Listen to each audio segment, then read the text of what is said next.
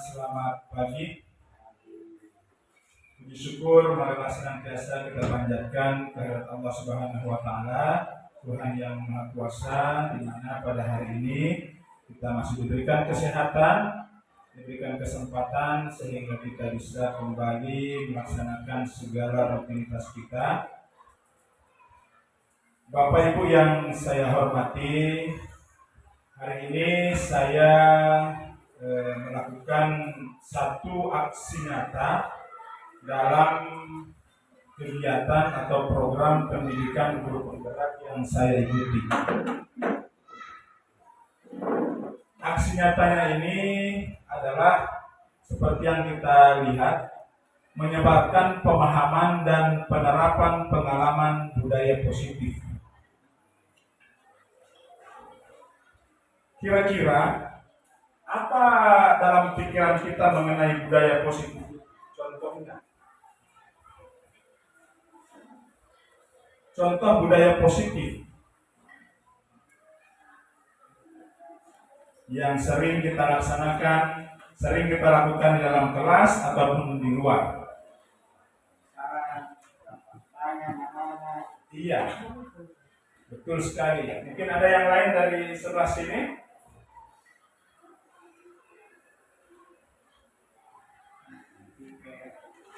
Iya. Nah, betul sekali. Jadi budaya positif ini yang sering kita lakukan di dalam kelas, misalnya salam, ya, jabat tangan, itu salah satu bentuk dari budaya positif. Nah, ada beberapa konsep inti budaya positif yang nantinya sedikit akan saya bahas. Yang pertama adalah perubahan paradigma belajar. Yang kedua, ada disiplin positif. Yang ketiga, nilai-nilai kebajikan. Yang keempat, kebutuhan dasar manusia, motivasi perilaku manusia, posisi kontrol guru, keyakinan kelas, dan segitiga restitusi. Nah, ini Bapak Ibu beberapa materi yang nantinya akan kita bahas, yang akan sedikit saya paparkan nanti. Ada 8. Kita lanjut ke pembahasan berikutnya, pembelajaran dengan paradigma baru. Nah, Bapak Ibu, ketika kurikulum merdeka diterapkan, kita sering mendengar bahwa paradigma baru, kurikulum dengan paradigma baru. Nah, kurikulum dengan paradigma baru ini, kurikulum merdeka ini lebih memerdekakan murid, ya, yang disebut dengan pembelajaran berdiferensiasi. Pembelajaran berdiferensiasi itu pembelajaran yang kita sebagai guru, ya, kita menyesuaikan kebutuhan murid. Kebutuhan murid dari minat belajarnya, kesiapan belajarnya. Nah, di kesiapan belajar sendiri ada beberapa hal yang harus kita penuhi ketika kita mengajar di kelas. Ya. Kita lihat minatnya, minat belajar anak. Kemudian profil belajarnya, profil belajar murid. Yang ketiga, ada yang namanya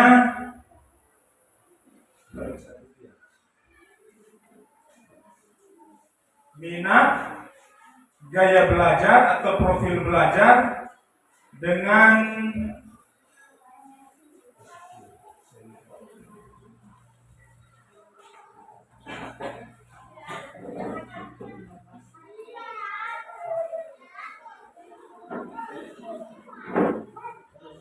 Nah, 3 hal itu, ya, dari minat, ya, kesiapan belajar, profil belajar, ya, profil untuk gaya belajarnya.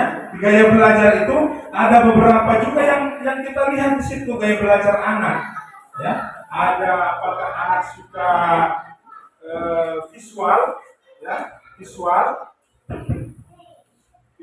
kemudian auditorial atau dia mendengarkan, ya, kemudian juga ada yang namanya kinestetik, gabungan kedua-duanya, mendengarkan dengan melihat.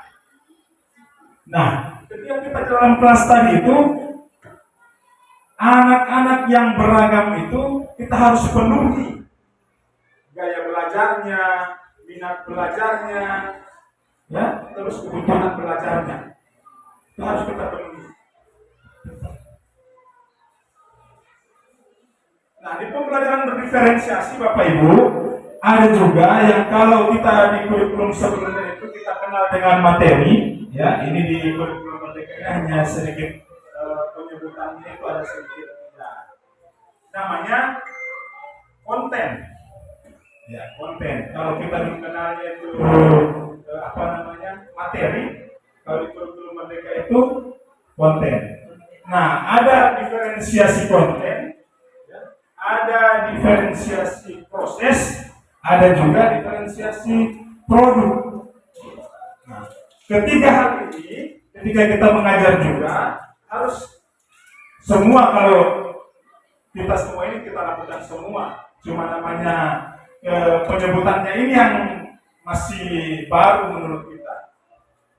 Baik Bapak Ibu, kita lanjut. Jadi pembelajaran berdiferensiasi itu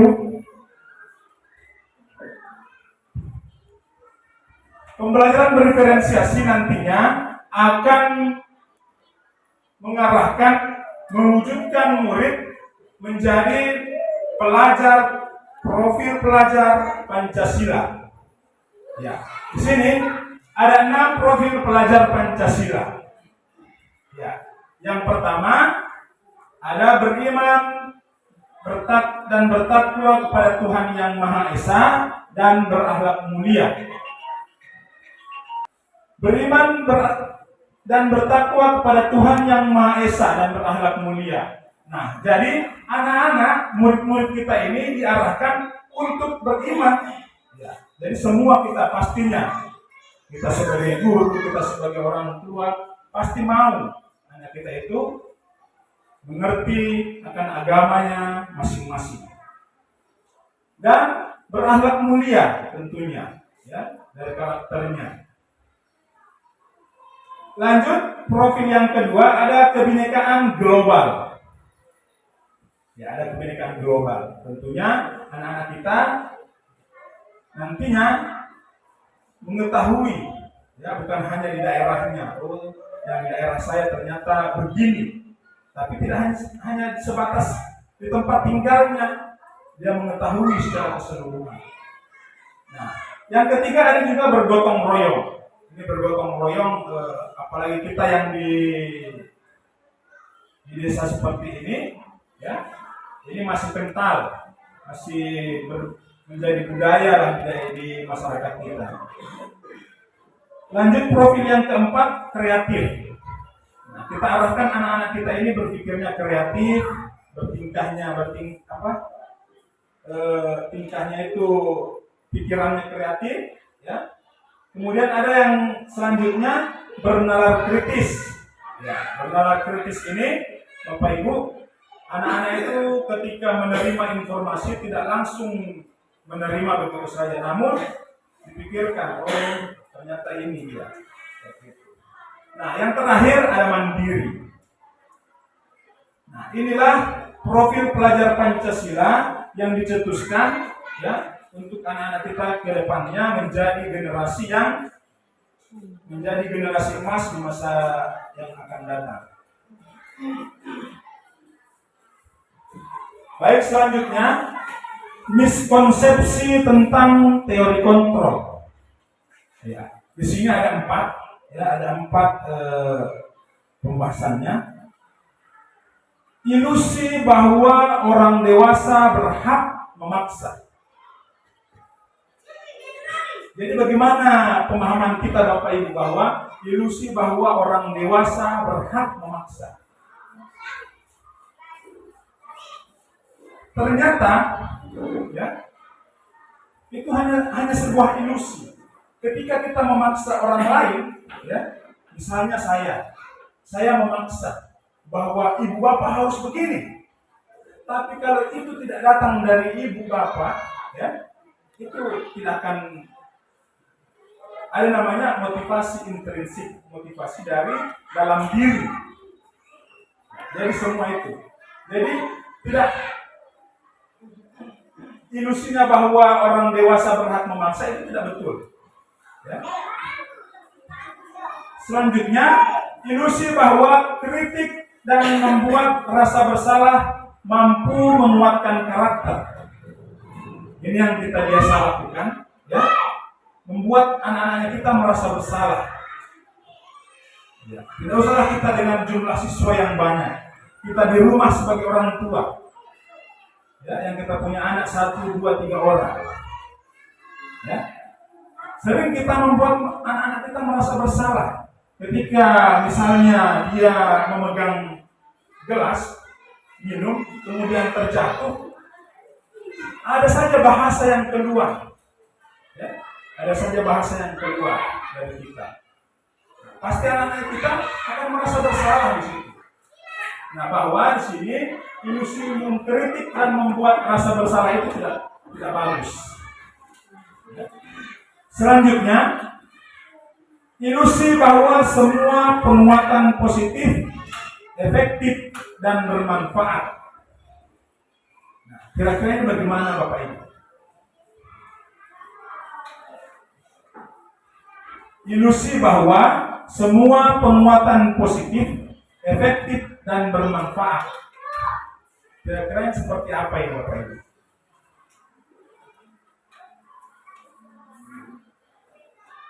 Semua penguatan positif, kita penekanannya ke positif, efektif, dan bermanfaat.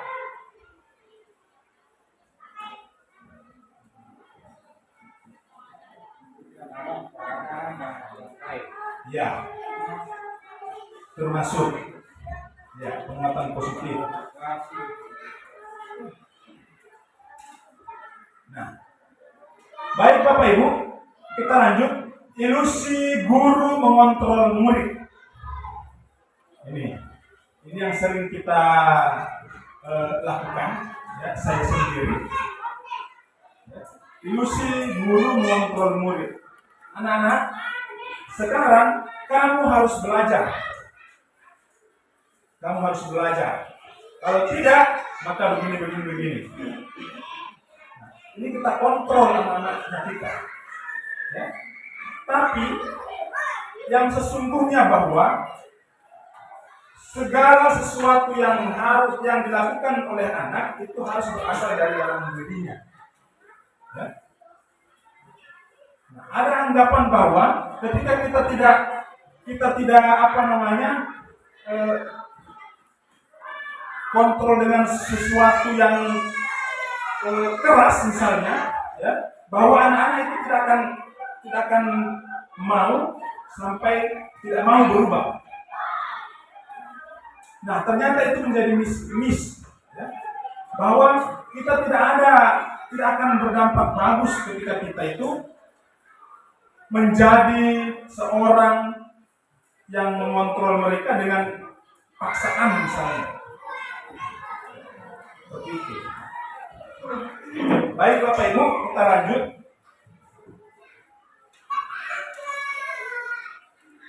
Mengubah paradigma stimulus respon ke pendekatan teori kontrol. Ya, stimulus respon, ya. Realitas kebutuhan kita semua. Ini menurut stimulus respon. Realitas bahwa kebutuhan kita semua. Namun di teori kontrol itu berbeda. Ya. Kebutuhan kita berbeda-beda. Kebutuhan saya dengan kebutuhan Bapak Ibu berbeda. Selanjutnya, semua orang melihat hal yang sama. Ini menurut stimulus respon. Namun menurut teori kontrol, setiap orang memiliki gambaran berbeda. Ya. Kita lanjut. kita mencoba mengubah orang agar berpandangan sama dengan kita. Ini menurut stimulus respon. Nah, di teori kontrol kita berusaha memahami pandangan orang lain tentang dunia. Selanjutnya, perilaku buruk dilihat sebagai suatu kesalahan. Menurut teori kontrol, semua perilaku memiliki tujuan. Nah, di stimulus respon lagi, orang lain bisa mengontrol saya. Namun, di teori kontrol mengatakan hanya Anda yang bisa mengontrol diri Anda. Nah, kalau di stimulus respon bahwa orang lain dapat mengontrol saya, tapi nyatanya bahwa di teori kontrol hanya saya yang bisa mengontrol diri saya sendiri. Karena tadi itu Bapak Ibu, kita kembalikan ke ada motivasi intrinsik itu, motivasi dalam diri. Ya. Biarpun siapapun mau mengatakan pada kita mau berubah, tapi kalau itu bukan dari dalam diri kita, ya, di sini, ya, teori kontrol ini, kalau bukan dari dalam diri kita, ya, itu tidak akan mungkin. Ya, makanya kita harus mulai dari diri. Ya, motivasi dalam diri kita itu harus ada. Ya, kita tanamkan sama anak-anak, ya, harus belajar. Belajar itu bukan nanti dipaksa. Belajar itu bukan nanti ada penghargaan, bukan nanti ada hadiah dari orang tua maupun dari sekolah. Ya, harus kita tanamkan bahwa tadi itu tidak ada, belajar itu harus kamu sendiri, ya, harus datang dari dalam dirimu. Ya, segala hal bukan hanya dalam belajar. Segala hal apapun yang dilakukan anak yang positif, ya, harus datang dari dalam dirinya. Kemudian selanjutnya, saya bisa mengontrol orang lain. Di teori kontrol mengatakan Anda tidak bisa mengontrol orang lain. Nah, ini ya. Selanjutnya, pemaksaan ada pada saat bujukan gagal.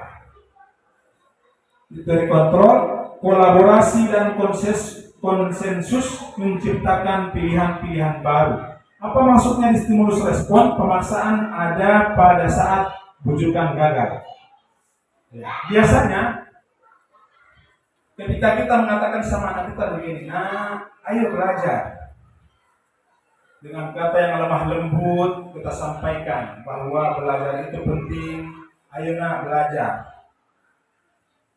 Ketika bujukan rayuan tadi itu gagal, pasti ada sedikit bahasa yang keluar dari kita yang sudah mulai mengarah ke tidak. Itu Bapak Ibu, ya. Kemudian di stimulus respon, model berpikir menang kalah. Di teori kontrol, model berpikir menang-menang. Ya. Jadi, di teori kontrol mengatakan model berpikir menang-menang. Ya. Saya menang, Bapak Ibu menang. Saya menang, kita guru menang, anak didiknya kita menang. Maksudnya menang-menang bagaimana? Ya, berhasil dua-dua. Kita guru berhasil mengajar, anak-anak, siswanya kita berhasil dalam hal belajarnya. Nah, baik Bapak Ibu, itu tadi pembahasan mengenai tentang stimulus respon ke pendekatan teori kontrol. Kita lanjut ke pembahasan berikutnya, disiplin positif. Ya. Disiplin berasal dari kata disiplina yang artinya belajar. Disiplin mengacu pada disiplin diri yang memiliki tanggung jawab terhadap apa yang dilakukannya berdasarkan nilai-nilai yang diyakini. Disiplin positif merupakan salah satu cara penerapan disiplin yang bertujuan untuk menumbuhkan kesadaran serta memberdayakan peserta didik tanpa imbalan penghargaan atau reward, ancaman atau hukuman. Ya. Sebagai pendidik, tujuan kita adalah menciptakan peserta didik yang memiliki disiplin diri, sehingga mereka berperilaku mengacu kepada nilai-nilai kebajikan universal dan memiliki motivasi intrinsik dalam perubahan perilaku ke arah yang lebih baik. Nah, Bapak Ibu, seringkali ya, kita melakukan penghargaan, imbal ancaman, atau hukuman. Penghargaan yang dimaksud di sini adalah dalam bentuk barang. Ya. Ketika kita mempunyai anak dalam sementara pendidikan, nah, ketika nanti kau juara 1, saya akan belikan kau sepeda baru. Saya akan belikan kau handphone termahal pada tahun ini. Saya akan belikan kau ini. Dengan santainya dia menjawab, baik Bapak Ibu, saya akan belajar. Belajar dia, tiap malam, tidak kenal waktu, belajar. Belajar terus dia, supaya dapat juara 1. Ya. Belajar tidak kenal waktu, dan akhirnya ketika pengumuman kenaikan kelas ataupun lain hal sebagainya, dia ditentukan sebagai juara 1. Kemudian orang tuanya memberikan dia hadiah yang sudah dijanjikan tadi. Nah, di sini kita lihat Bapak Ibu bahwa anak itu mau belajar karena ada hadiah tadi. Suatu ketika, misalnya kita tidak berikan dia hadiah, ya, kita tidak berikan dia hadiah, apakah dia akan mau belajar seperti tadi atau tidak?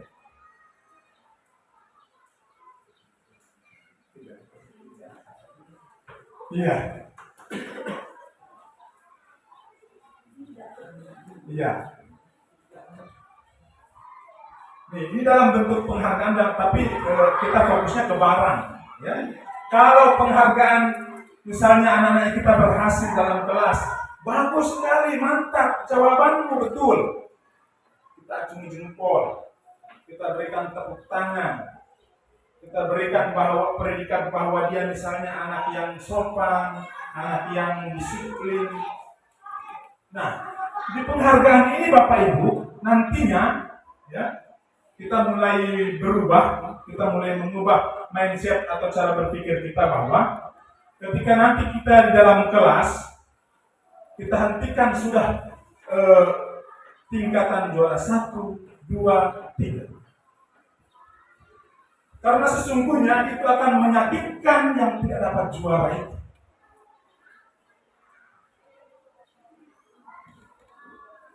Tidak menyakitkan, akan menyakitkan bagi yang tidak dapat juara. Sehingganya di kurikulum Merdeka itu tidak ada lagi tingkatan juara 1, juara 2, dan juara 3. Semua mendapat hadiah.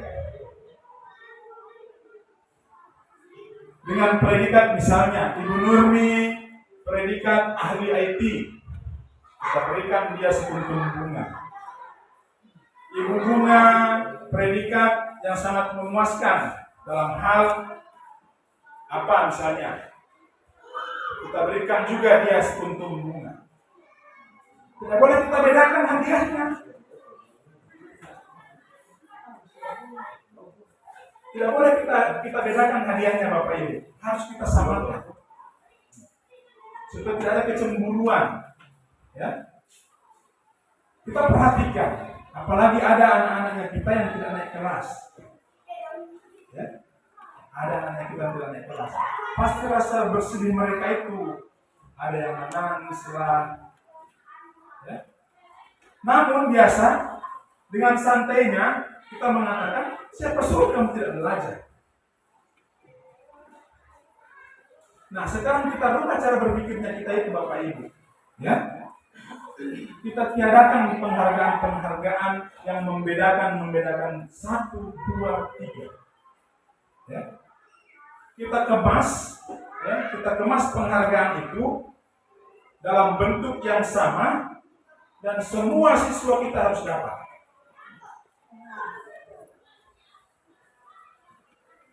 Semua harus dapat dalam satu kelas itu. 20 siswanya kita, 20 juga yang dapat. Itu mengenai penghargaan, Bapak Ibu. Kemudian kita ke hukuman. Ya, hukuman. Bahwa didengungkan mulai tahun ada namanya Undang-Undang Perlindungan Anak. Undang-Undang Perlindungan Anak. Bahwa kita sebagai guru tidak boleh lagi memukul. Sehingganya banyak kasus baru mencuri saja sudah dikasuskan. Nah, Bapak Ibu mengenai hukuman, ya, mulai bahwa hukuman ini tidak akan membuat anak menjadi jerah. Ini pemahaman kita selama ini seperti itu. Bahwa ketika kita memberikan hukuman, anak-anak akan ada efek jerahnya. Namun tidak ternyata. Hari ini mereka membuat kesalahan. Kita hukum, pukul di betis. Ya. Misalnya tidak mengerjakan PR. Kita pukul di betis. Apakah ada jaminan ketika kita pukul di betis bahwa besok dia mengerjakan PR-nya?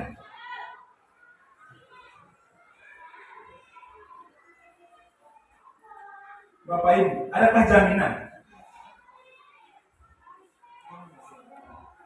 Bisa jadi iya, bisa jadi tidak. Karena apa kalau bisa jadi iya?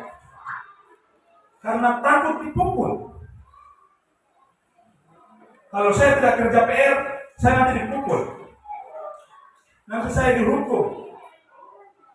Saya disuruh berjemur. Saya disuruh angkat kaki sebelah. Saya disuruh tarik telinga. Nah, ternyata hukuman Bapak Ibu tidak akan membuat anak menjadi jerah. Ya. Ada hal-hal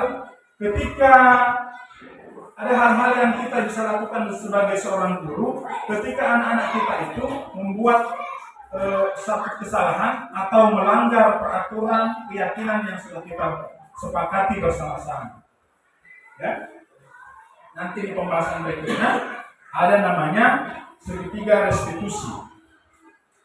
Ya, seperti nanti di pembahasan terakhir. Nah, mengenai hukuman ini Bapak Ibu, bahwa ada pergeseran etika memang. Ya, ada pergeseran etika antara ketika kita dulu bersekolah dengan anak-anak kita sekarang. Ada pergeseran etika memang. Kalau kita dulu, ya, lihat dulu saja takut. Sekarang anak-anak kita sekarang ini, hai Pak Guru, hai Bu Guru. Iya, seperti itu. Ya. Ada pergeseran etika memang, ya. Itu kita akui bersama semua. Ada pergeseran etika. Namun menyikapi hal itu, ya, sebagai pendidik apa yang harus kita lakukan? Ya. Tentunya, ya, hal-hal yang positif yang bisa kita lakukan, ya. Terus tidak bosan-bosan kita sebagai seorang pendidik mengarahkan mereka, ya, tanpa menyakiti, ya, tanpa menyakiti perasaan dan atau fisik dan psikisnya, tanpa menyakiti.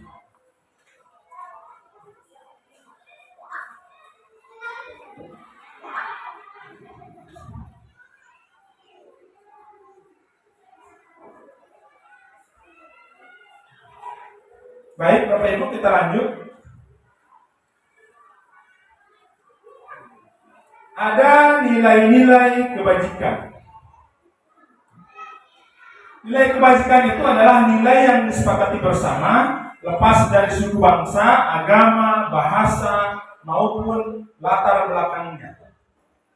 Contoh nilai kebajikan universal. Ada profil pelajar Pancasila. Ya, beriman dan bertakwa pada Tuhan Yang Maha Esa dan berakhlak mulia. Berkebinekaan global, gotong royong, mandiri, kreatif, dan bernalar kritis. Nah, yang selanjutnya Ibu Primary Youth Program PYP. Ada toleransi, rasa hormat, integritas, mandiri, menghargai, antusias, empati, keingintahuan, kreativitas, kerjasama, percaya diri, dan komitmen. Selanjutnya ada keterampilan hidup. Keterampilan hidup di sini dapat dipercaya, lurus hati, pendengar yang aktif, tidak merendahkan orang lain, dan memberikan yang terbaik dari diri. Nah, Bapak Ibu, di profil pelajar Pancasila, ya, ini selalu harus kita dengarkan dan kita laksanakan bahwa membentuk anak kita menjadi profil pelajar Pancasila, anak-anak yang beriman, ya, anak-anak yang berakhlak mulia, murid-murid yang berkebinekaan global, mampu bergotong royong baik di sekolahnya maupun dalam kehidupan bermasyarakat. Mandiri dia, ya, harus mampu mandiri, baik di sekolah, di rumah, ya, harus mampu mandiri. Kemudian kreatif. Nah, kreatif ini dan bernalar kritis. Kreatif dan bernalar kritis. Ya. Nah, di profil pelajar Pancasila, ya, jadi Bapak Ibu, mari selalu kita tumbuhkan dalam diri anak-anaknya kita bahwa hal-hal ini, ya, harus ada dalam diri mereka. Nah, selanjutnya di PYP ada toleransi. Nah, toleransi, misalnya toleransi beragama. Tentunya kita dalam satu lingkup satuan pendidikan tidak hanya ada satu agama. Nah, bagaimana kita bisa hidup berdampingan di antara beberapa agama yang ada? Ya. Kemudian rasa hormat. Nah, rasa hormat tentunya ya kita ajarkan bahwa ketika bertemu dengan yang lebih tua mengucapkan salam, mengucapkan tabe. Ya, kata tabe ini yang sekarang anak-anak sudah mulai mudah tergerus oleh perkembangan zaman. Ya. Integritas. Nah, kemudian ada mandiri, ya, ada menghargai. Saling menghargai. Nah, biasanya ini anak-anaknya kita ini ada hal-hal yang sudah tidak menjadi tidak menjadi privasi, ya. Biasanya kan anak-anak ini berkelahi gara-gara itu sudah saling sebut nama orang tua. Ini, ya. Berkelahi, oh ini namanya ini. Akhirnya berkelahi. Nah, tidak ada saling menghargainya. Kemudian ada antusias, ada empati, ya, keingintahuan, ada kreativitas, kerjasama, percaya diri, dan komitmen. Nah, Bapak Ibu, ini harus ada dalam diri kita, ya, yang Ibu Primary Youth Program ini. Dan kemudian keterampilan hidup. Ya. Bagaimana keterampilan hidup ini, ya, dapat dipercaya? Tidak mungkin kita, ya, berkata bohong lah, contohnya, ya, sehingga orang sudah tidak percaya lagi sama kita.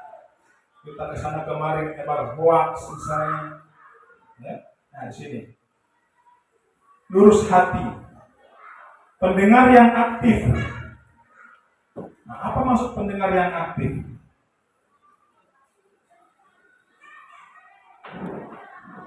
Tidak merendahkan orang lain dan memberikan yang terbaik dari diri. Baik, kita lanjut. Kebutuhan dasar manusia. Kebutuhan dasar manusia adalah segala sesuatu yang kita lakukan untuk mendapatkan apa yang kita inginkan. Seluruh tindakan yang kita lakukan memiliki tujuan tertentu, dan semua usaha terbaik yang kita lakukan adalah dalam rangka agar kebutuhan dasar kita terpenuhi dengan baik. Nah, ada beberapa kebutuhan dasar manusia, Bapak Ibu. Ya. Ada kebutuhan dasar yang pertama adalah untuk hidup. Ya, itu ini paling dasar, kebutuhan untuk hidup.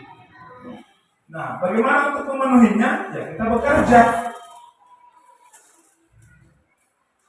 Untuk memenuhi kebutuhan makannya kita, ya harus bekerja. Kebutuhan sandang, pangan, papannya kita, itu tadi harus bekerja. Ada juga kebutuhan ingin disayangi, rasa ingin dicintai dan disayangi. Nah, bagaimana Bapak Ibu kita terhadap murid-muridnya kita? Misalnya, contoh kasus, ketika anaknya kita terlambat masuk di kelas, ya, masuk di kelas, kemudian yang kita lakukan adalah menghukum dia.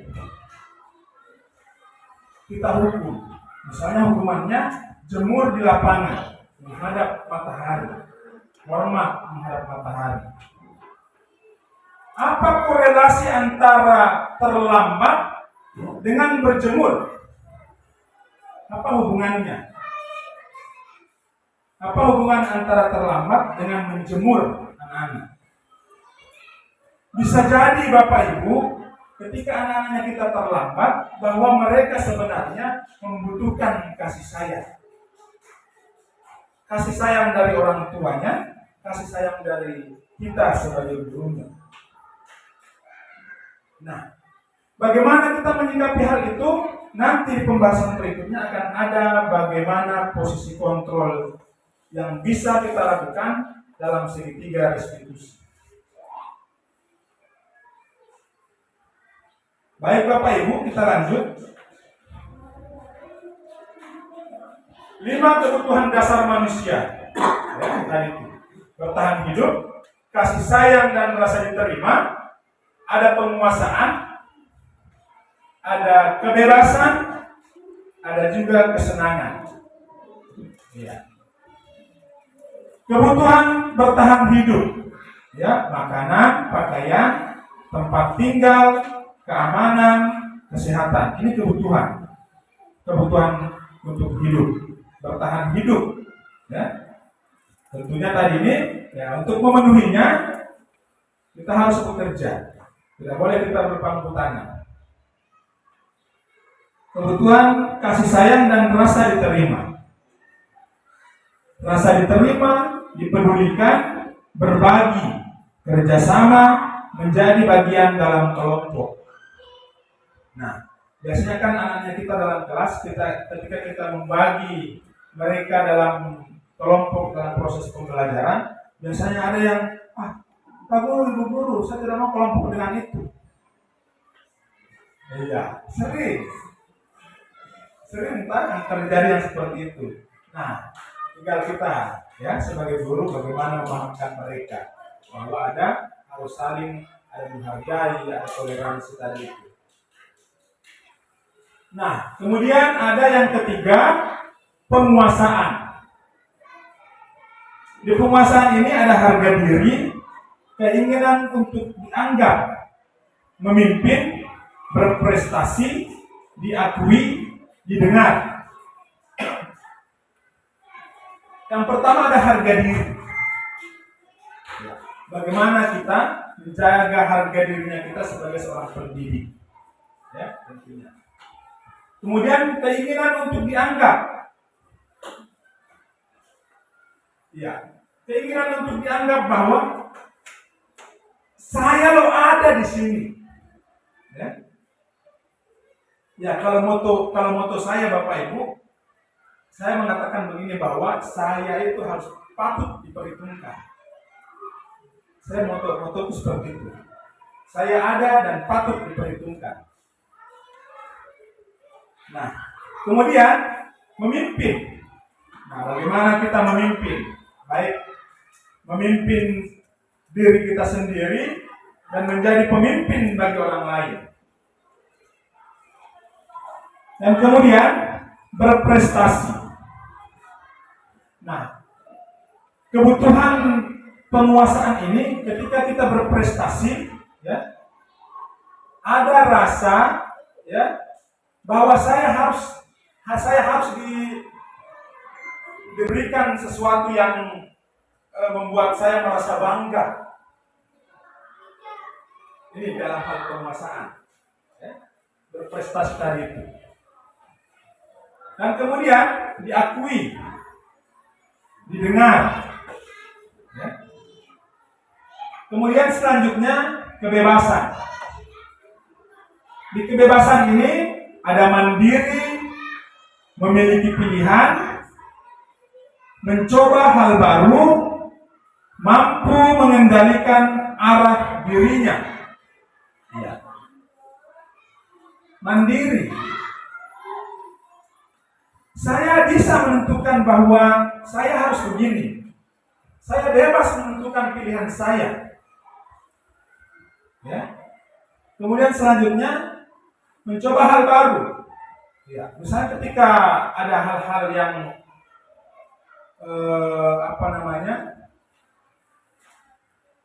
misalnya ada ajang-ajang lomba, ada ajang pelatihan. Ya. Kalau kita rasa diri kita mampu, ya ikuti. Kita bebas. Tidak boleh ada orang yang menekan kita. Selanjutnya, mampu mengendalikan arah dirinya. Nah, tentunya ketika yang ingin kita lakukan tadi itu, ya, mencoba hal baru, kita harus mampu mengendalikan dirinya kita. Ya. Ketika misalnya kita tidak berhasil, ya jangan terus-terus kita mengamuk seperti itu, marah-marah, menyalahkan orang lain. Ya.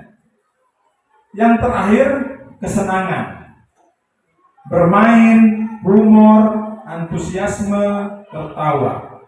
Nah, ini kan anak-anaknya kita, ya. Biasanya memang anak-anak namanya masih anak-anak mau bermain, kemudian ya tertawa. Kita berikan mereka kesenangan. Kita lanjut. Motivasi perilaku manusia. Motivasi perilaku manusia yang pertama untuk menghindari ketidaknyamanan atau hukuman. Ya. Ini motivasi ekstrinsik, motivasi dari luar. Ya. Ketika anak-anak berbuat sesuatu, ya, misalnya dia melanggar, ya, berkelahi misalnya, ada rasa dalam dirinya bahwa kalau dia berkelahi, pasti dia akan takut sama kita, ya, karena dia mau menghindari, ya,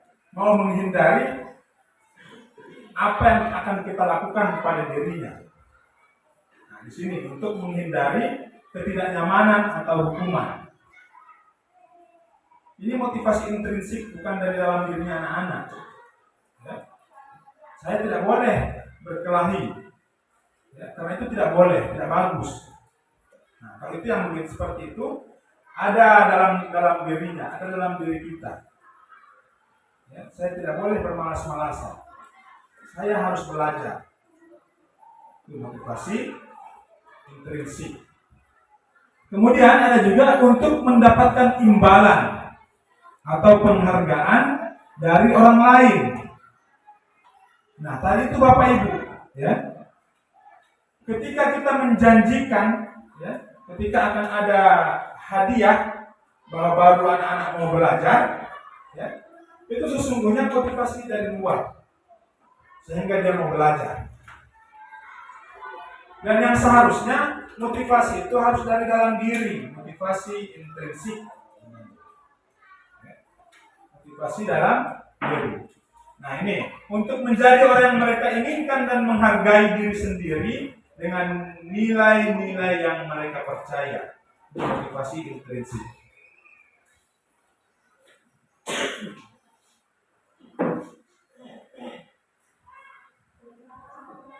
Baik Bapak Ibu, ada hukuman, konsekuensi, dan restitusi. Hukuman, ya, tidak terencana atau tiba-tiba.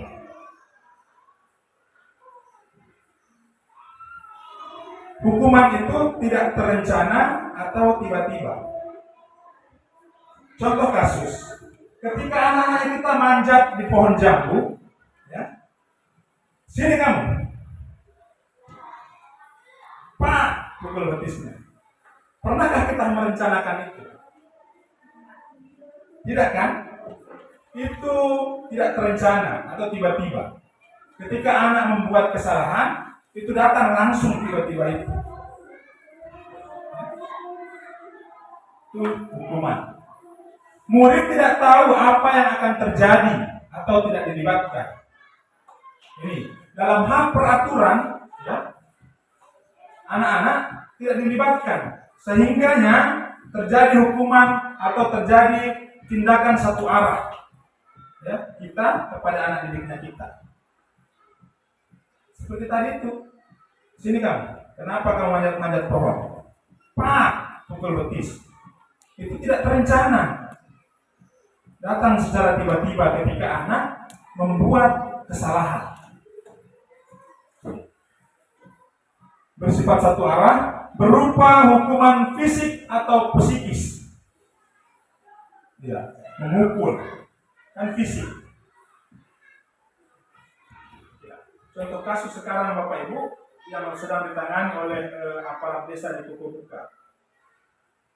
Guru, salah satu guru, memukul satu siswa tadi di belakang sini sampai berbekas memanjang di belakang.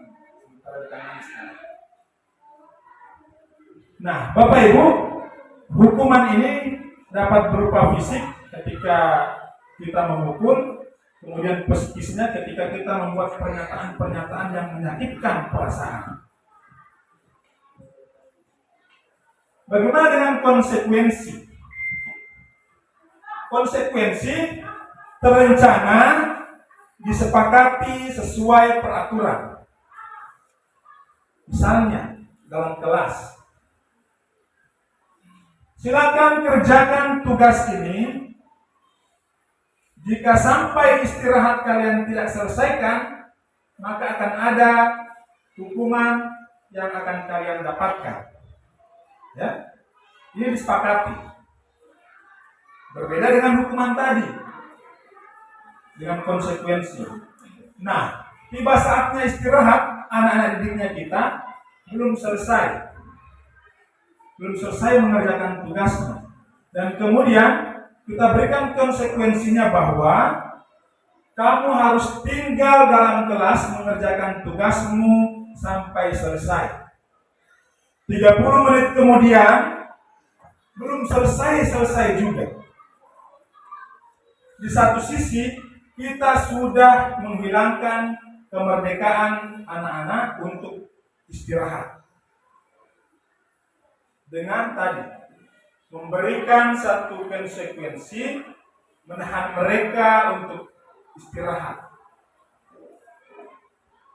Kemudian di satu sisi juga kita sudah memberikan satu konsekuensi yang memang itu melanggar atau menghilangkan hak-hak mereka. Yang kemudian juga murid tetap dibuat tidak nyaman. Meskipun ini konsekuensi ini disepakati, tapi tetap anak-anak tidak nyaman. Ya? Karena itu tadi. Yang ketiga, sikap guru selalu memonitor. Sudah selesai? Sudah atau belum? Ayo cepat, selesaikan. Kalau tidak selesai, tidak mau istirahat kalau. Nah, seperti itu. Nah, kita memonitor anak-anak bahwa harus selesai. Kalau tidak selesai, tidak istirahat. Selanjutnya, restitusi. Proses menciptakan kondisi bagi murid untuk memperbaiki kesalahan. Proses kolaboratif yang mengajarkan murid untuk mencari solusi sendiri. Ya. Ini kemarin yang Bapak Ibu sudah saya lakukan. Ada saya buat videonya. Namun kemarin itu hanya sebagai contoh, ya, sebagai contoh anak yang terlambat dan anak yang tidak mengerjakan PR. Ya, bagaimana respon mereka. Nah, Bapak Ibu, proses menciptakan kondisi bagi murid untuk memperbaiki kesalahan. Jadi, prosesnya ini Bapak Ibu, kita bukan lagi sebagai penghukum, ya, bukan lagi sebagai kita pemantau, ya, atau memonitor itu, tetapi kita bukan lagi kita sebagai, tapi kalau sebagai teman masih di level yang boleh lah. Kemudian level paling baik kita adalah sebagai manajer. Ya. Tentu kita di satuan pendidikan ada Bapak Kepala Sekolah sebagai manajernya kita. Nah, ketika kita di dalam kelas, kitalah bertindak sebagai manajer bagi murid-muridnya kita. Nah, bagaimana seorang manajer ketika melihat murid-muridnya melakukan kesalahan? Ya, ada restitusi namanya. Di restitusi itu ada namanya menstabilkan identitas. Ya, menstabilkan identitas. Nah, kenapa kau terlambat hari ini? Bangun kesiangan saya berguru. Kenapa bisa kau bangun kesiangan? Saya tadi malam ikut mamaku pergi di pesta. Terus jam berapa pulang? Jam 12, Bu. Nah, di saat kita melakukan dialog tersebut, ya, ada hal-hal, ya, yang harus kita lakukan, menstabilkan identitas, ya, ada menanyakan keyakinan, ya. Kemudian proses kolaboratif yang mengajarkan murid untuk mencari solusi sendiri. Nah, selanjutnya di tahapan berikutnya itu kita harus menggali informasi dari muridnya kita untuk tidak terlambat lagi apa yang harus dia lakukan. Nah, di sini, ya, mencari solusi sendiri. Kita arahkan anak-anak kita untuk mencari solusinya. Oh, supaya saya tidak terlambat besok datang ke sekolah, Bu Guru, saya harus tidur cepat supaya bangunnya cepat, tidak kesiangan bangunnya. Nah, kita arahkan anak-anak kita itu. Bukan kita lagi yang menentukan kau harus bangun jam segini. Tapi kita arahkan mereka untuk mencari jawabannya sendiri. Begitu Bapak Ibu. Ya. Baik, kita lanjut. 5 posisi kontrol guru. Ya. Penghukum, membuat merasa bersalah, teman, pemantau, dan manajer. Iya. Di penghukum Bapak Ibu kita yang paling pertama, ya, penghukum. Ketika anak-anak kita berbuat kesalahan, ya, kita langsung menghukum, baik fisik maupun psikis. Ini, ya, hukuman ini seperti yang tadi, bahwa tidak terencana atau datangnya tiba-tiba. Ya, tiba-tiba kita langsung main hukum, push up dan sebagainya.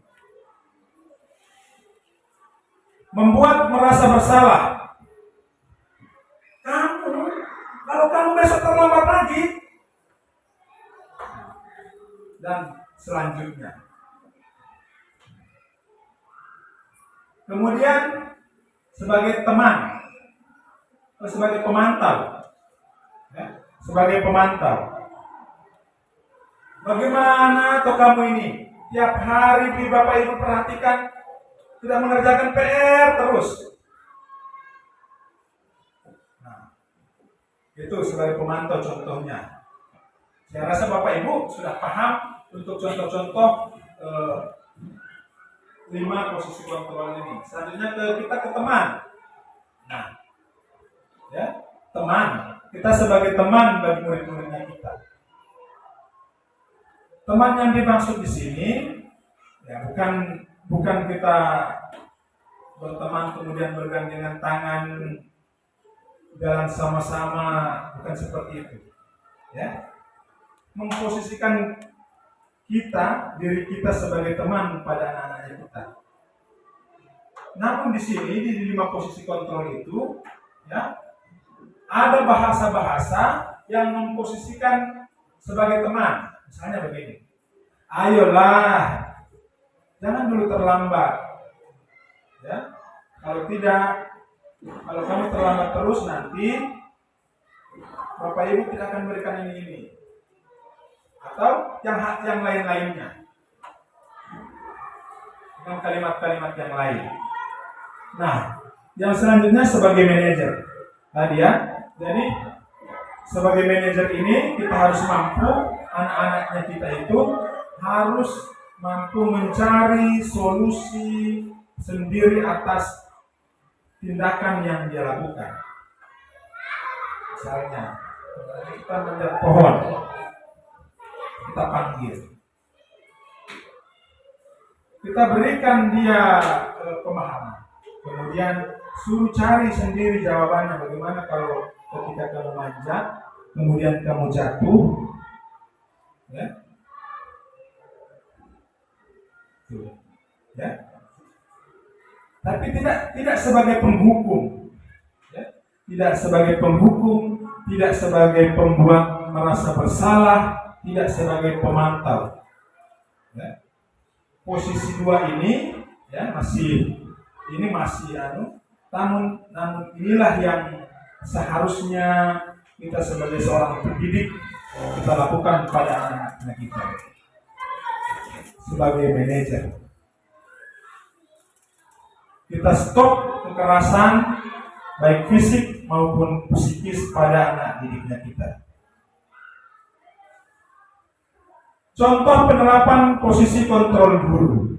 Penghukum yang pertama, kasusnya siswa tidak memakai atribut lengkap saat upacara bendera. Ini contoh kasus Bapak Ibu ya. Hormat pada bendera selama 1 jam. Hormat anak-anak kasih. Sudah panas, kita suruh hormat, kita suruh angkat kaki sebelah lagi. Di mana hati nuraninya kita? Bukankah kita mau bahwa anak-anaknya kita beriman dan bertakwa dan berakhlak mulia, kemudian yang selanjutnya itu profil pelajar Pancasila. Nah,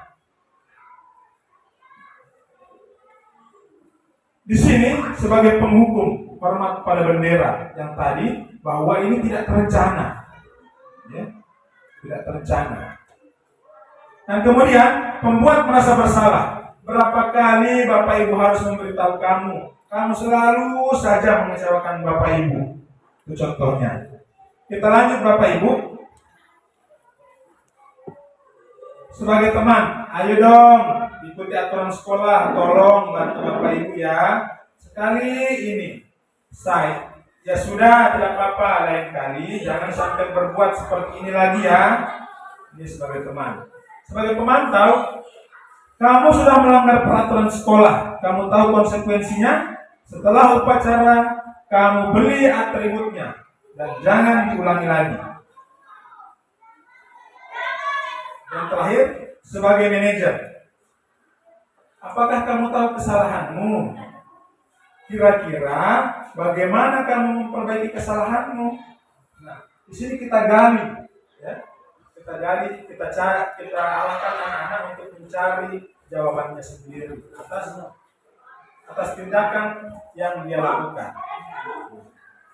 Baik Bapak Ibu, posisi kontrol apakah saya? Ya, saya kecewa sekali sama kamu. Kamu tidak pernah benar melakukannya. Apa rencanamu untuk menyelesaikan masalah ini? Keyakinan kelas. Mengapa keyakinan kelas? Mengapa bukan peraturan kelas? Ya. Mengapa Bapak Ibu? Mengapa jadi keyakinan kelas bukan peraturan kelas?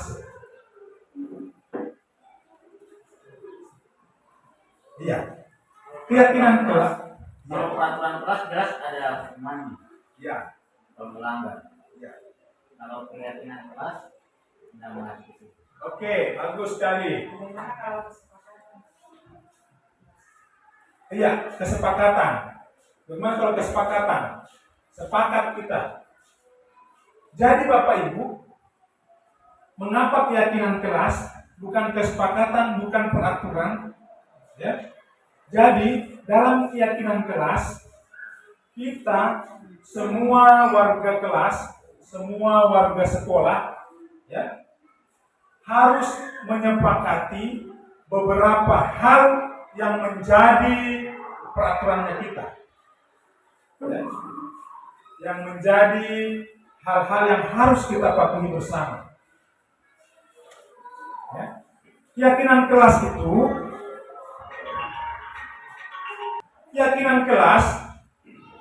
harus kita sepakati secara bersama-sama. Ada beberapa tahapan yang harus kita lakukan untuk mencapai keyakinan kelas. Ya. Kita lanjut Bapak Ibu.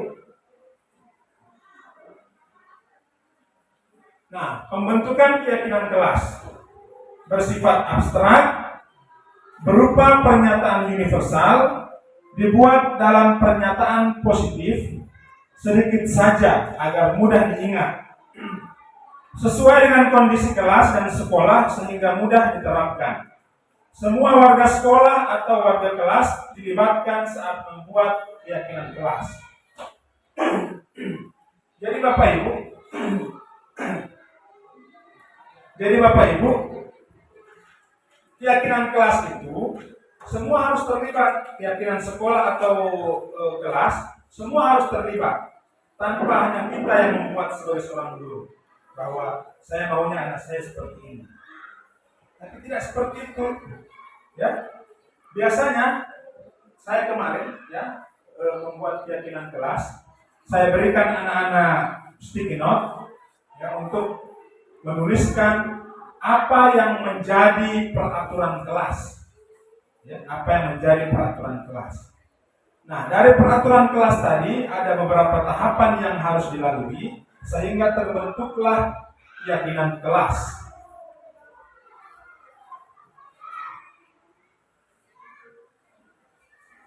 Segitiga restitusi.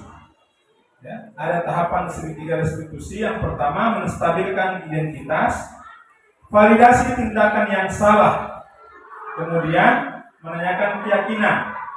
Nah, segitiga restitusi itu adalah proses dialog yang dijalankan oleh guru agar dapat menghasilkan murid yang mandiri dan bertanggung jawab.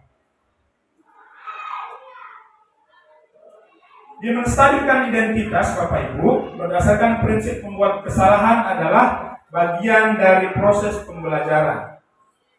Nah, di sini kita bisa sampaikan sama anak-anak, berbuat salah itu wajar. Tidak ada manusia yang sempurna. Bapak Ibu juga pernah melakukan itu. Bapak Ibu tidak mau mencari yang salah, tapi Bapak Ibu ingin mencari solusi dari permasalahan ini. Kamu berhak merasa begitu. Ini di tahapan menstabilkan identitas Bapak Ibu. Kita lanjut. Validasi tindakan yang salah. Berdasarkan prinsip setiap perilaku berupaya memenuhi suatu kebutuhan tertentu. Nah, dengan beberapa contoh pernyataannya, kamu pasti punya alasan mengapa melakukan itu. Padahal kamu bisa melakukan yang lebih baik dari ini ya. Kamu patut bangga karena telah melindungi sesuatu yang penting buatmu. Kamu melakukannya karena mempertahankan sesuatu yang penting bagimu. Nah, itu untuk validasi tindakan yang salah. Dan yang terakhir, menanyakan keyakinan. Berdasarkan prinsip teori kontrol bahwa pada dasarnya kita termotivasi secara intrinsik atau motivasi dalam diri. Ini contoh pernyataan atau pertanyaan yang bisa kita tanyakan sama anak-anak. Apa keyakinan kelas kita? Nilai-nilai apa yang telah disepakati bersama? Seperti apa gambaran sebuah kelas yang ideal menurutmu? Kamu ingin menjadi orang yang seperti apa? Nah ini, Bapak Ibu ya. Baik Bapak Ibu, tibalah kita di penutup kegiatan. Dalam penerapan program disiplin positif, hendaknya guru memiliki standar kepribadian, profesional, dan sosial yang baik, di mana guru mampu merefleksi dirinya dalam posisi kontrol saat ini. Bagaimana perjalanan dirinya sebagai abong atau manajer yang menuntun murid-muridnya menjadi insan yang mandiri, merdeka, dan bertanggung jawab. Ini ada di standar nasional pendidikan. Baik Bapak Ibu, terima kasih atas waktu yang sudah diberikan. Saya ucapkan, bila ada kata-kata yang tidak berkenan, mohon dimaafkan. Saya akhiri, assalamualaikum warahmatullahi wabarakatuh. Warahmatullahi wabarakatuh.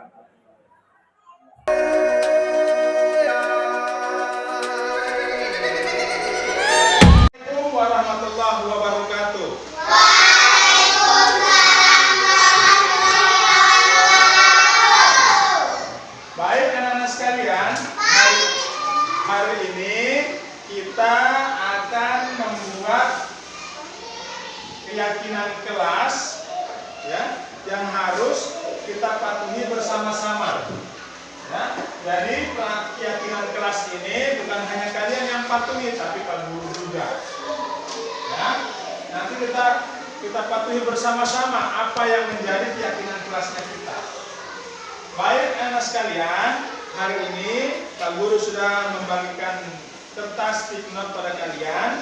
Silakan buat ya satu kalimat peraturan kelas yang menurut kalian tidak boleh dilakukan selama di dalam kelas. Kemudian nanti ditempel di bagian sini, ya harus berurutan, jangan bertumpuk menempelnya, ya. Oke? Ya, silakan. Ya, silakan menulis.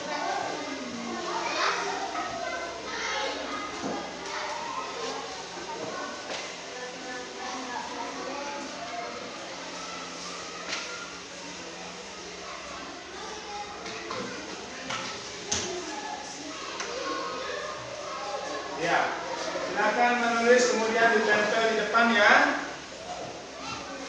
Ya, kira-kira yang menurut kalian tidak boleh itu apa? Gitu. Ya.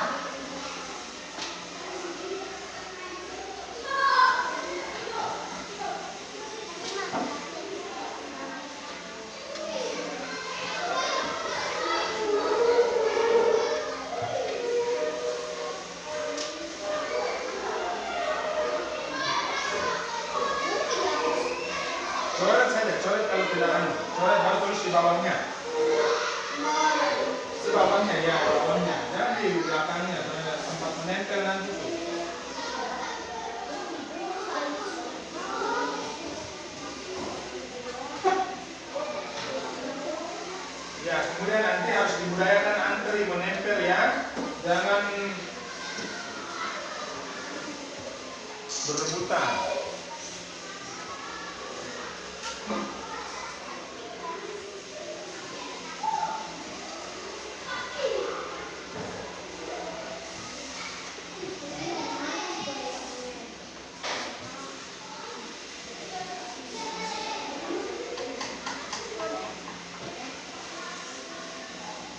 Ya sudah?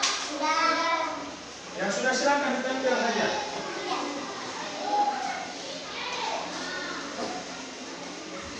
Ya, silakan ditempel bagian sini. Ya, di bagian sini silakan ditempel.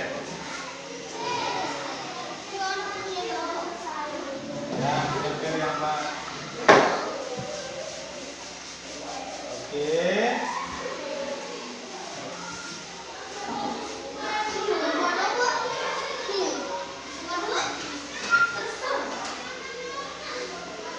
Oke, silakan duduk yang sudah.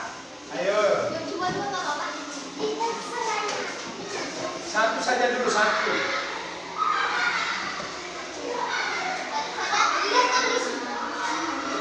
Oke, di bawahnya ya. Tolong kemas sedikit. Ya.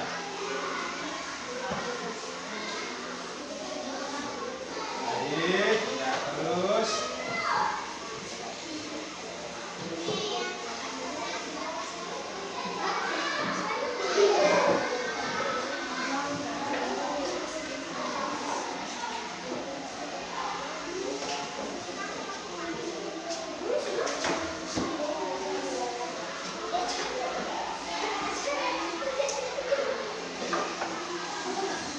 Iya, silakan yang belum.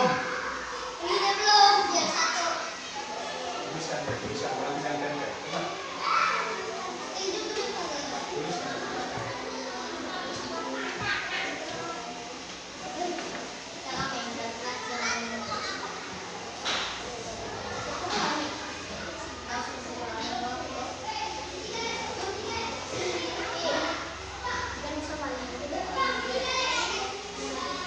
Iya. Ayo yang belum silakan.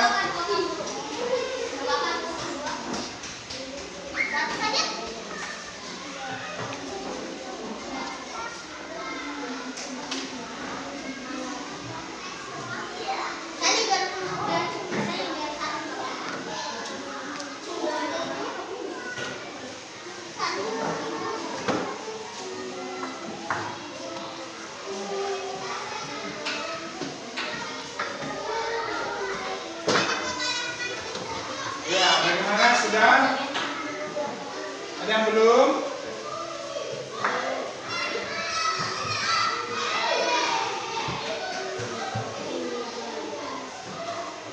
Empat orang lagi yang belum ya? Dua, empat, enam, delapan, sembilan, 10, 12.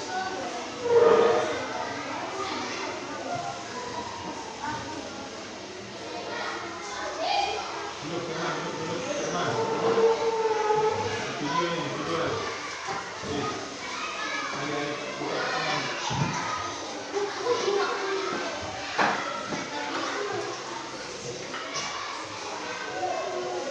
Baik, ayo yang sudah, yang belum cepat. Ya, tempel.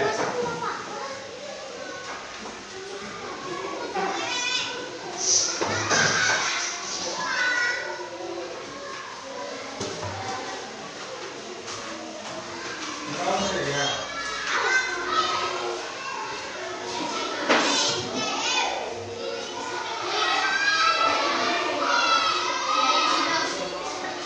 Nah, baik anak sekalian, ya. Peraturan kalian telah sudah kalian buat. Nah, sekarang dari peraturan kelas yang sudah kalian buat ini,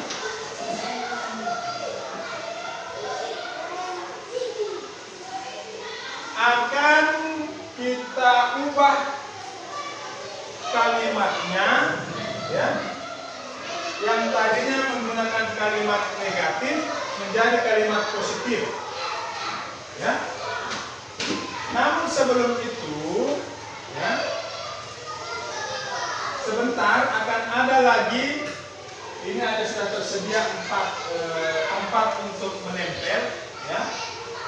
Di sini akan ada nanti setelah dari sini, ya, akan nanti kalian menempel di sini, ya. Pak Guru buat dulu. Di sini nanti akan jadi kalimat positif.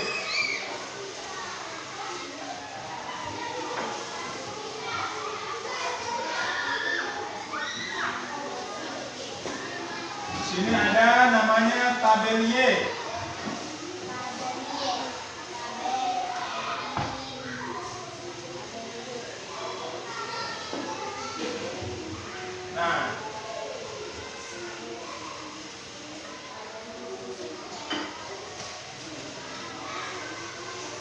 Nah, di atas ini ada terlihat, nanti ya di sini terlihat, terdengar, kemudian dilaksanakan. Nanti itu kita lanjut. Setelah dari sini dulu, ya. Nah, anak-anak sekalian, kita mulai dari yang pertama, ya. Kita mulai dari yang pertama. Tidak boleh memukul, tidak boleh mengganggu teman. Ini sudah banyak sekali ditulis di siapa ini? Sudah dibilang satu saja. Hampir rata ini semuanya, banyak sekali.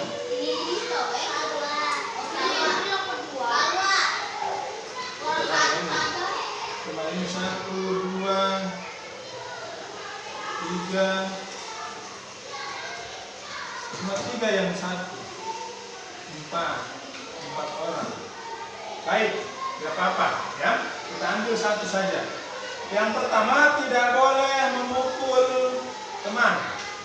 Nah, kalimat positifnya kita hilangkan tidak, ya. Tidak boleh. Kira-kira apa? Kita berubah menjadi apa? Nah, kira-kira siapa punya yang tadi nih? Salwa, ya. Sekarang nanti Salwa yang menulis itu, ya. Nah, itu yang menulis. Kira-kira ketika kita mau merubah menjadi kalimat positif, kira-kira apa kalimatnya? Di situ kan tidak boleh memukul teman. Ya. Kalimat positifnya boleh seperti ini. Saling menghargai. Ayo tulis Salwa. Nanti ditempelkan di sini Salwa, ya. Sini. Oke, yang ini siapa ini? Tidak boleh bermain dalam kelas ketika waktu belajar. Akhir. Oke, akhir. Nanti kalian tulis, ya. Tidak boleh bermain dalam kelas ketika waktu belajar. Kira-kira apa? Kira-kira apa kalimat positifnya? Kira-kira kalau kita hilangkan itu kata tidak boleh bermain dalam kelas ketika belajar. Kira-kira apa? Ayo, siapa yang tahu? Hah? Tahu? Serius dalam belajar. Nah, yang ketiga ini dilarang makan di dalam kelas selama proses belajar. Siapa ini? Indri. Serius dalam belajar. Nah, kira-kira apa ini Indri? Dilarang makan di dalam kelas selama proses belajar. Yang tersebut kalau sudah berurutan, ya, di sini. Nanti diingatin, ya, siapa punya ini, ya. Oke. Ayo Indri, kira-kira apa kalimatnya? Dilarang makan di dalam kelas selama proses belajar.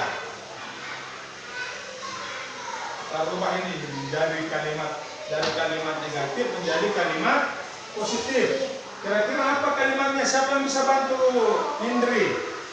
Semua bisa menjawab. Terbalik. Perhatikan. Ya, makanya dipegang. salam tuh. Dilarang makan dalam kelas selama belajar.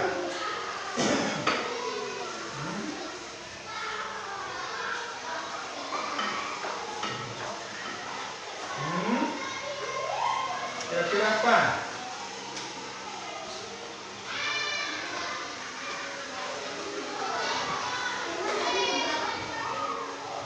Makan dan minum ketika istirahat. Ya? Oke, tulis. Makan dan minum ketika istirahat. Kita lanjut. Siapa ini? Dilarang buang sampah dalam kelas. Oke. Kalimat positifnya apa kira-kira? Buang sampah pada tempatnya. Oke, tulis. Buang sampah pada tempatnya. Yang ini siapa? Jangan buang bersama. Dilarang main lari-lari di kelas. Jangan buang sampah di kelas. Kita bilang itu saja ya, sama. Salah punya ini. Sama dengan siapa? Si ini. Zaskia.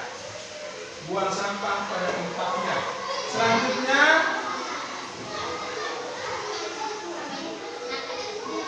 jangan main di kelas. Oke, sama sudah ini, tidak usah ya. Tidak boleh main di kelas, tidak boleh buang sampah sembarangan, tidak boleh larian di dalam kelas, tidak boleh memukul teman. Tidak ada tadi ya, tidak boleh memukul. Oke, sudah tiga ini sudah ya. Sudah, tidak usah kamu sama tadi itu.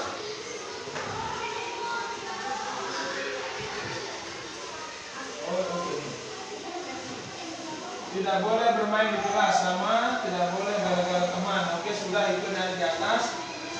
Sampai semua dilarang berlari dalam kelas, dilarang bermain di kelas, sama dilarang main bersama, sama jangan buang sampah sembarangan, jangan lari dari kelas, main dalam kelas, tidak boleh bermain-main, tidak boleh ribut, tidak boleh bermain dalam kelas, tidak boleh buang sampah dalam kelas, tidak boleh ribut dalam kelas, tidak boleh berkelahi dengan teman, tidak boleh memukul. Oke, sama sudah itu.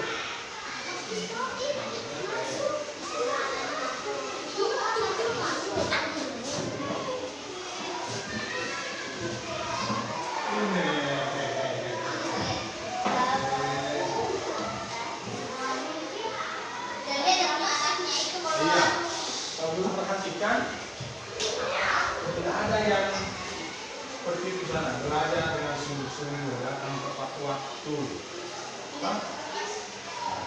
berdoa sebelum dan sesudah. Oke, boleh kita makan itu ya? Tulis juga berdoa sebelum dan sesudah belajar.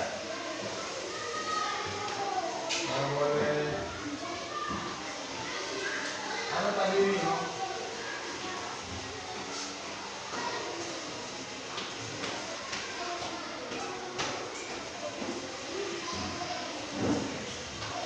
Oh, ini ada, tidak boleh buang sampah sembarangan. Siapa tadi nih? Yang ini? Yang banyak sekali nih? Ini. Oke. Jadi boleh itu menjaga kebersihan kelas dan sekolah. Ya, boleh saya tulis. Menjaga kebersihan kelas dan sekolah. Itu apa? Datang tepat waktu saya tulis.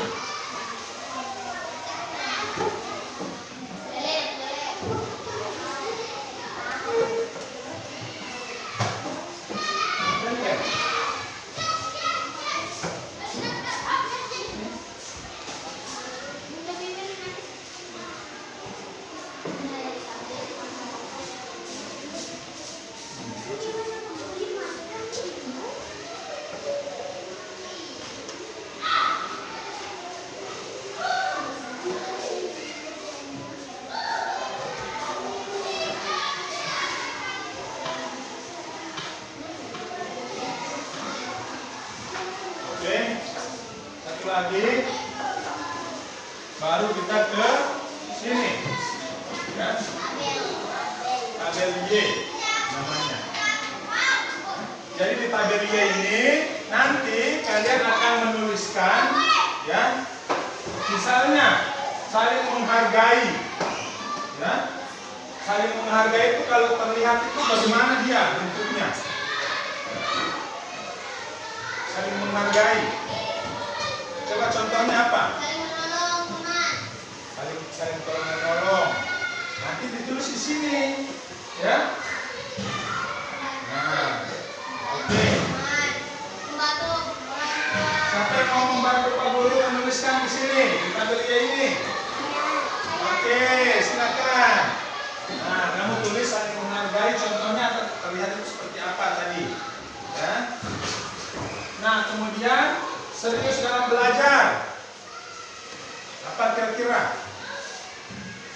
Belajar bersungguh-sungguh, no? Ya kan, terlihatnya. Nah, itu tadi apa?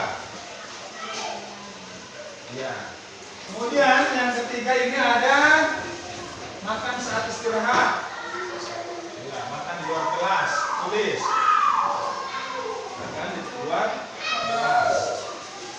Kemudian selanjutnya buang sampah pada tempatnya.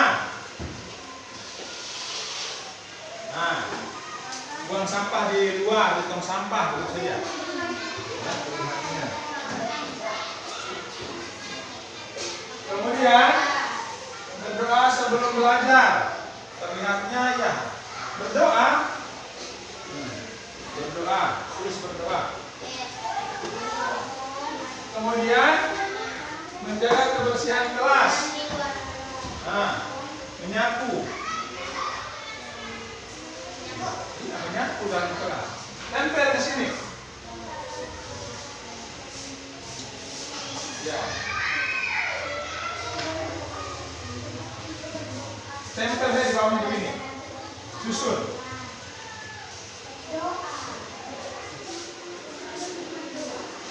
Nah, susun dulu. Susun di sini lagi, di sini. Belum. Belum. Ini Sudah. sudah atau belum? Sudah. Baik. Sekarang kita lanjut, ya. Buang sampah pada tempatnya. Kira-kira mana? Siapa tadi nih? Buang sampah di luar. Siapa kau? Oke. Kira-kira apa kalimat kata-kata yang bisa kau berikan ke orang lain?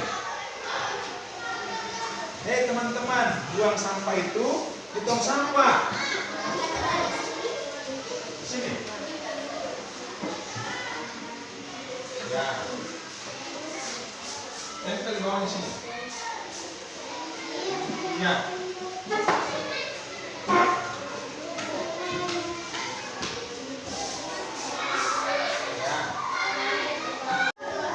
Baik. Sekarang kita lanjut, ya. Buang sampah pada tempatnya. Kira-kira mana? Siapa tadi nih? Buang sampah di luar. Siapa kau? Oke. Kira-kira apa kalimat kata-kata yang bisa kau berikan ke orang lain? Hei teman-teman, buang sampah itu di tong sampah. Sini. Ya. Tempel di bawahnya sini.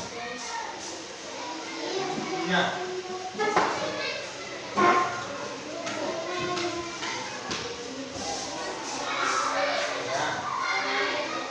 Baik anak sekalian, tibalah kita pada tahapan terakhir yaitu membentuk yang namanya keyakinan kelas. Nah, kalau tadi tahapannya sudah selesai kita lalui, ya ada 4 dengan ini, ya ada tugas guru dan tugas murid. Sekarang kita di tahapan terakhir yaitu membentuk keyakinan kelas. Baik anak sekalian, dari keyakinan kelas ini kita dapatkan dari sini ya. Nah dari sini karena sudah dalam bentuk kalimat positifnya sudah, tabelnya sudah, sekarang kita ke keyakinan kelas. Baik anak sekalian, akan Pak Guru berikan lagi kertas titulnya. Silakan dituliskan di sini ya.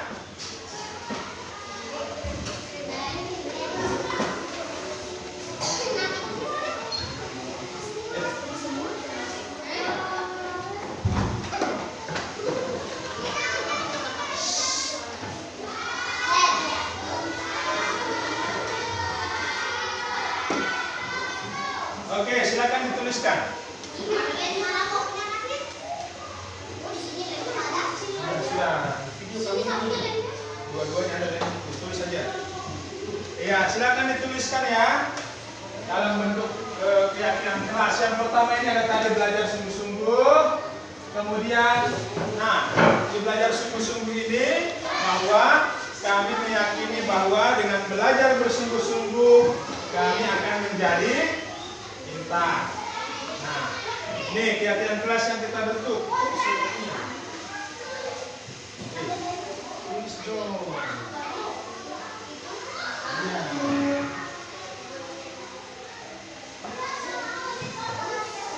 Nah, kemudian ada juga yang sudah disepakati dibentuk tadi bahwa kami yakini bahwa makan dan minum harus ketika sudah istirahat. Dan selanjutnya saling menolong, tolong menolong dan menghormati. Kami meyakini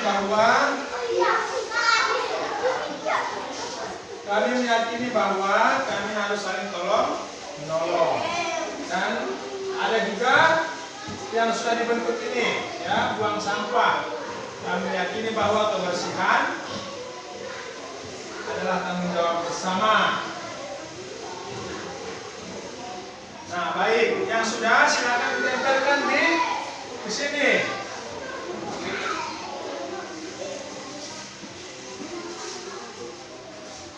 Ya, silakan ditempelkan di sini, di sini. Ya.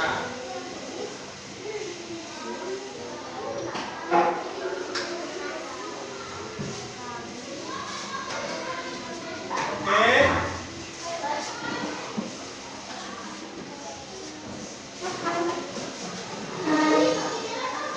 Di sini satu, baru di sini lagi di bawah. Curang ke sana. Di bawah sini. Iya.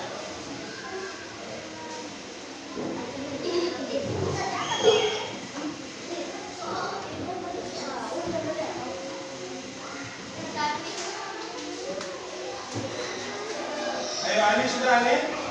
Sudah.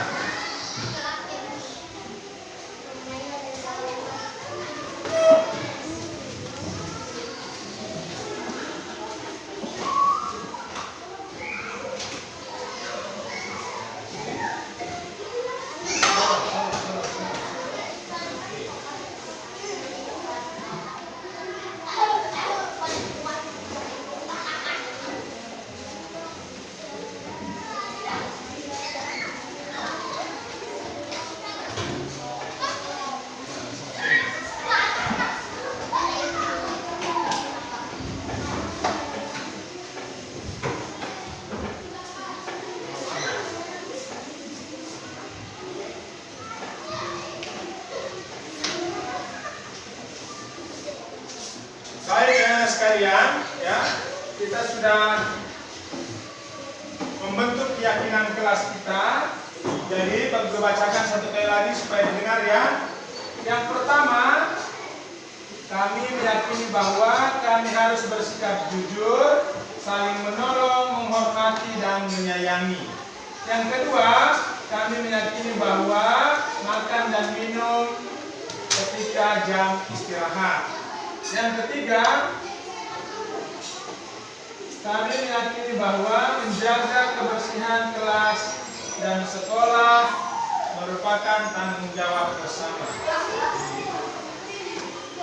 Yang keempat, kami meyakini bahwa datang tepat waktu adalah cermin kedisiplinan.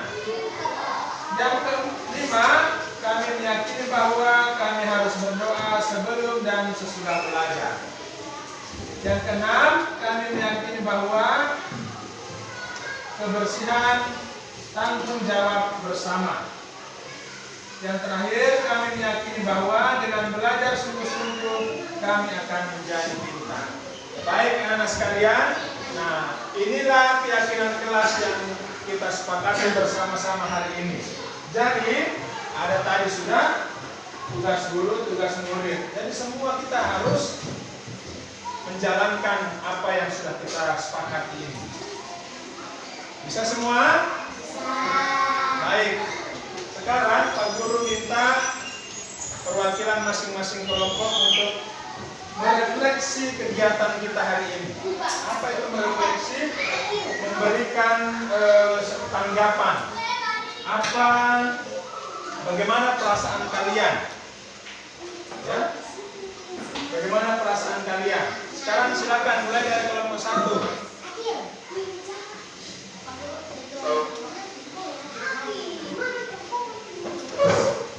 Ya, bagaimana perasaannya? Senang, apa lagi? Gugup, bahagia. Nah, apa lagi?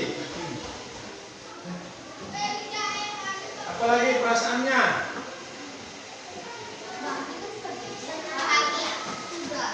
Iya. Senangnya karena apa? Karena diberi apa? Iya, karena diberi kesempatan ya. Karena diberi kesempatan untuk membuat keyakinan. Ya, jadi keyakinan kelas ini bukan hanya dari 4 guru, tapi semua kita. Oke, baik. Jadi pembentukan keyakinan kelas kita hari ini kita tutup sampai di sini. Pak Guru akhiri. Assalamualaikum warahmatullahi wabarakatuh.